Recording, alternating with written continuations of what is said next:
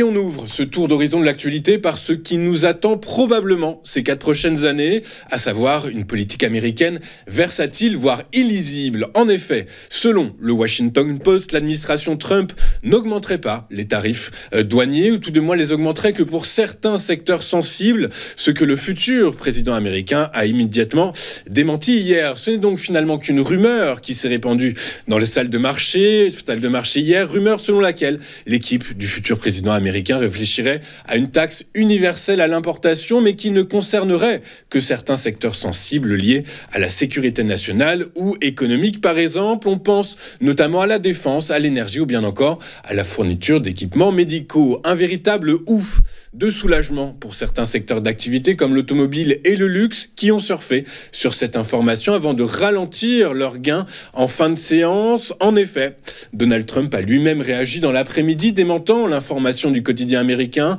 C'est faux, a-t-il écrit sur son réseau social Truth Social. Toujours est-il que la mesure phare du programme économique de Donald Trump, la hausse des tarifs douaniers, ont poussé certains pays à agir afin d'atténuer certaines des inquiétudes des États-Unis.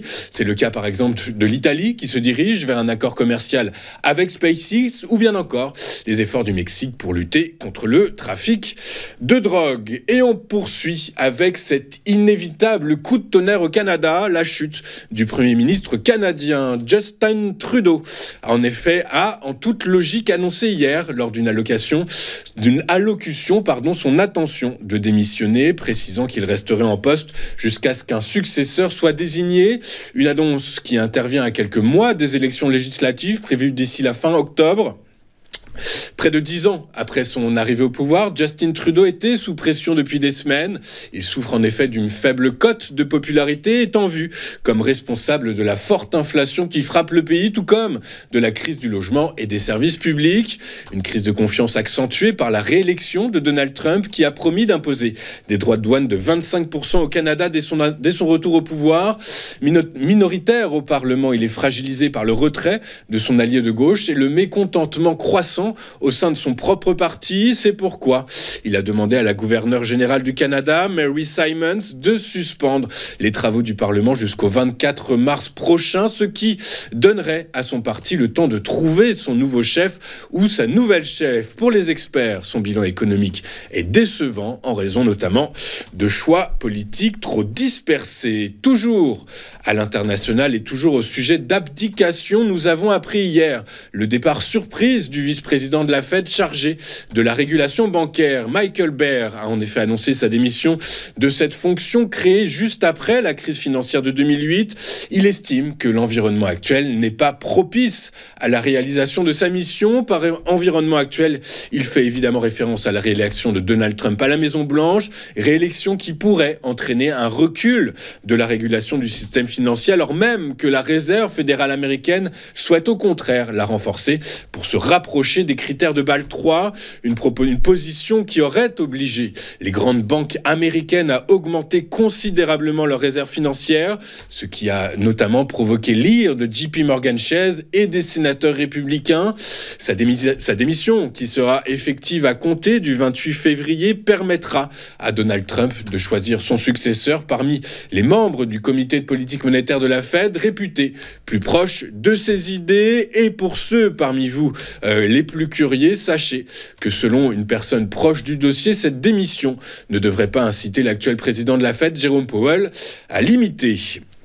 Au chapitre microéconomique, Foxconn, un fournisseur d'Apple, de Nvidia et d'autres géants de la tech, a publié hier des ventes records au 4e trimestre en raison de la demande d'intelligence artificielle. Foxconn, dont le nom officiel est On High Precision Industry, a annoncé dimanche que son chiffre d'affaires du T4 a augmenté de 15% par rapport à l'année précédente à 65,1 milliards de dollars américains.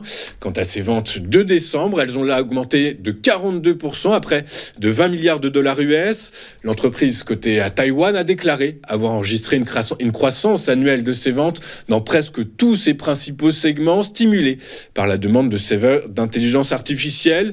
L'expansion de son activité liée à l'automobile et la forte demande de nouveaux produits informatiques ont également stimuler ses ventes. Avant de parcourir les performances des principaux actifs mondiaux lors de la séance d'hier, jetons un œil aux principaux sujets à suivre aujourd'hui. Et dans un premier temps, ce seront les données sur la hausse des prix en zone euro qui seront scrutées de près par les financiers, alors que les dernières données montrent une accélération de l'inflation dans le bloc. Les investisseurs qui ont donc parié sur une baisse des taux de la Banque centrale européenne de près d'1 point de pourcentage au premier semestre 2025 pourraient être déçus. À ce sujet, concernant la hausse des prix, sachez que ce matin, l'INSEE a publié une première estimation de l'inflation sur un an en décembre en France et elle devrait progresser en décembre de 1,3%, alors que le consensus interrogé par Reuters avait, lui, modélisé une hausse de 1,4%.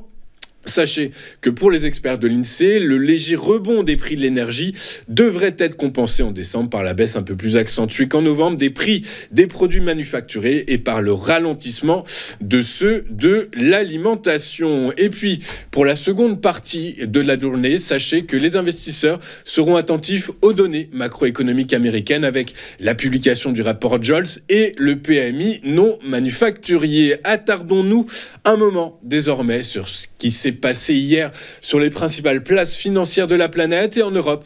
Les investisseurs ont salué la non-information du Washington Post qui a rapporté, je vous le rappelle, que la nouvelle administration de Donald Trump envisagerait d'appliquer des droits de douane moins agressifs qu'annoncé auparavant. Une information immédiatement démentie par Donald Trump. Toujours est-il que les financiers ont préféré se focaliser sur l'aspect positif de cette information. À Paris, le CAC 40 a gagné 2,24% à 7445 points, bien aidé par les valeurs du luxe et de l'automobile. La tech a également été pourvoyeuse de hausse après que Microsoft a annoncé vouloir investir 80 milliards de dollars sur un an dans l'intelligence artificielle. À Londres, le FTSE a également clôturé dans le vert, les investisseurs saluant tout à la fois la démission du Premier ministre canadien Justin Trudeau et les informations du Washington Post. L'indice phare britannique a pris 0,31% à 8249 points. Quant au DAX, il a lui engrangé 1,53% à 20 209 points. À Wall Street, l'engouement des investisseurs pour l'IA ne faiblit pas en ce début d'année 2025. Porté par la tech et particulièrement les actions des semi-conducteurs, le S&P 500 et le Nasdaq ont clôturé en hausse, alors que le Dow Jones a lui marqué le pas, impacté par la poursuite de la hausse des rendements souverains américains. Le Dow Jones a clôturé en baisse symbolique de 0,06% à 42 706 points. Le S&P 500 a grappillé 0,55% à 5 975 points. Quant au Nasdaq, il a lui gagné 1,24% à 19 864 points. En Asie, ce matin, les marchés financiers ont clôturé en hausse dans le sillage de Wall Street. Les principaux indices du Japon, de Corée du Sud et de Sydney ont progressé hier, alors que globalement, la hausse des valeurs technologiques souligne la confiance des investisseurs dans les secteurs de croissance dans un contexte d'incertitude plus large. Sur les marchés, le Nikkei a gagné près de 2% ce matin, donc à 40 083 points. Sur le Forex, toujours sur fond de rumeurs de tarifs douaniers moins élevés que prévu, l'euro a gagné 0,83% hier à 1,0394 $. En effet, selon les experts, l'euro pourrait ne pas être aussi négativement affecté par l'arrivée de Trump, puisqu'en cas de tarifs douaniers plus ciblé, l'inflation américaine pourrait ne pas rebondir autant que ne le craignent les économistes, ce qui signifie que la Réserve fédérale américaine pourrait réduire ses taux d'intérêt plus rapidement au cours de l'exercice 2025. Sur le marché des taux souverains aux États-Unis, les rendements continuent leur ascension, les investisseurs pariant sur une forte croissance économique américaine, une inflation élevée et d'importants déficits budgétaires fédéraux. Le 10-ans ES se négociait hier à 4,614%, en hausse par rapport aux 4,596% de vendredi dernier. En zone euro, le spread